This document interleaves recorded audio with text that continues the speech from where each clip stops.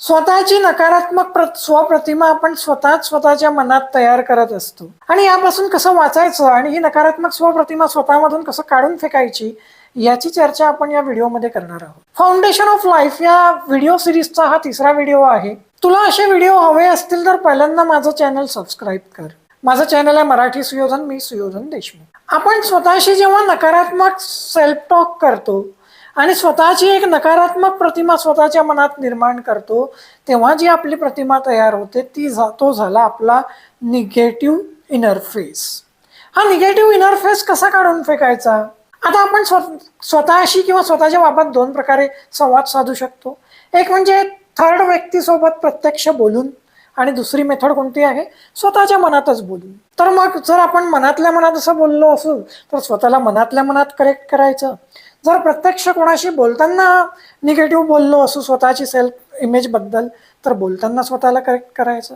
कसं करेक्ट करायचं ते आता ऐक. समजा तुझ्या मनात असा विचार आला असेल की मला तर काही इंग्रजी नीट येतच नाही, तर ताबडतोब स्वतःला सांग नाही नाही मला असं वाटायचं की मला इंग्रजी येत नाही, पण मला हे माहिती आहे की मी इंग्रजीचा नीट सराव केला तर मला छानपैकी इंग्रजी बोलता येणार आहे.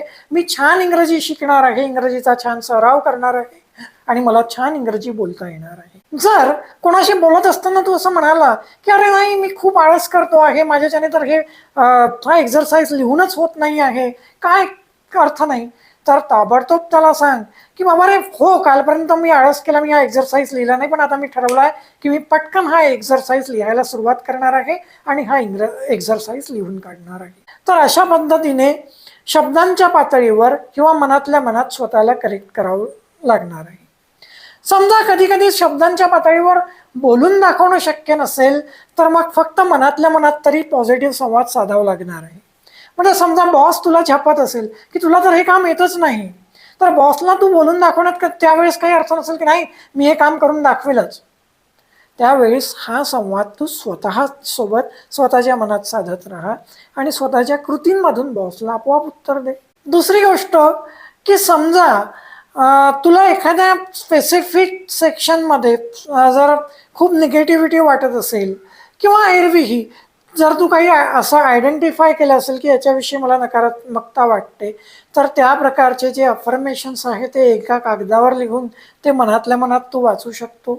पण लक्षात ठेव की वाचल्याने अफर्मेशनचा फायदा होणार नाही, तर ते अफर्मेशन वाचून तू मनातल्या मनात काय विचार करतो यावर हे अवलंबून असेल की तुला त्या अफर्मेशन्सचा किती फायदा होतो. अफर्मेशन आधी सांगितल्याप्रमाणे तो लिहू शकतो की मी गणिताचा खूप छान सराव करणार आहे आणि मला त्यामुळे गणित छानपैकी येणार आहे, किंवा मी गणित नीट शिकणार आहे, नंतर खूप छान सराव करणार आहे आणि मला गणितावर छानपैकी कमांड मिळवता येणार आहे, किंवा मी गणितावर छानपैकी कमांड मिळवणार आहे. तर याची एकूण एक सवयच तू बनवून घे.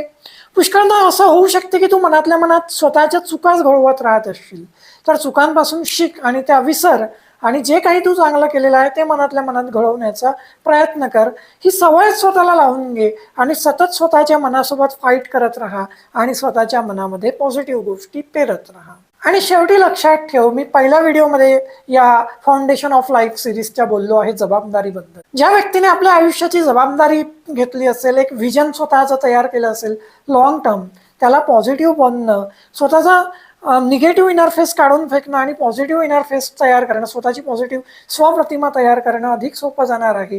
हे नीट समजून घेण्यासाठी तू पहिला व्हिडिओ नीट ऐक, जेणेकरून तुला हा मुद्दा अधिक सोपा होईल आणि आधी सांगितलेल्या मुद्द्यांवर अंमल कर. सध्या मी इथेच थांबतो. धन्यवाद. सबस्क्राईब माय चॅनल मराठी सुयोधन.